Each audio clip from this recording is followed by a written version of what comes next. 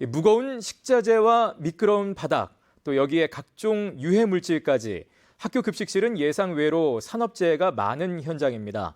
청주의 한 학교 급식실에서 근무했던 5명이 암에 걸린 것으로 확인되면서 급식 노동자들이 대책 마련을 요구하고 있습니다. 김영일 기자의 보도입니다. 청주의 한 중학교 급식실에서 조리사들이 탕수육을 만들고 있습니다.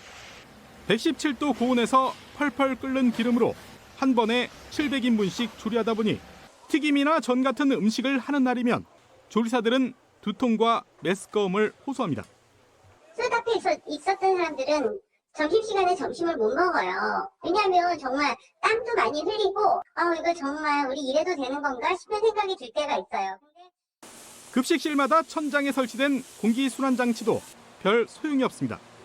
수시로 음식을 만드는 조리사들은 음식 바로 앞에서 연기를 마셔야 하기 때문입니다. 화상을 입거나 다치는 경우도 부지기수입니다.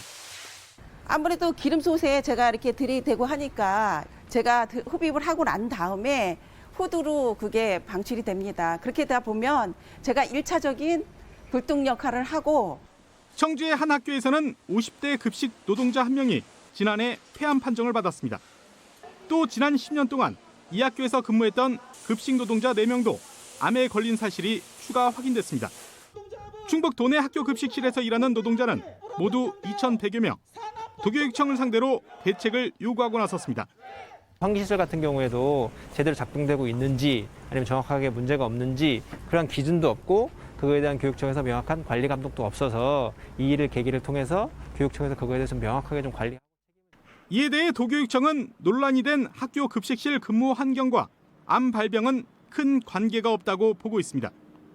폐암에 걸린 급식 노동자의 경우 가족력이 있는 데다 근무 기간이 2년 8개월밖에 안 되고 다른 암 환자들은 급식실 환경과 연관성이 낮은 위암이나 유방암에 걸린 데다 다른 학교에서 근무하거나 퇴직한 뒤에 암이 발견됐다는 이유입니다. 하지만 급식실에서 생길 수 있는 발암 물질과 관련해 도교육청 차원의 조사는 정작 한 번도 이뤄진 적이 없습니다. 발암물질 그런 거는 지금 기준이 없었습니다. 아직까지 기준이 없고 작년에 저희들이 작업 환경 측정을 했는데 그때 당시에는 그런 기준이 없었습니다. 올해는 이것까지 다 포함해서 할 예정입니다. 논란이 커지면서 도교육청은 문제가 된 학교를 중심으로 급식실 유해물질을 조사하고 유해물질이 확인되면 급식 노동자들에 대한 특수 건강진단도 진행하겠다고 약속했습니다. MBC 뉴스 김영일입니다.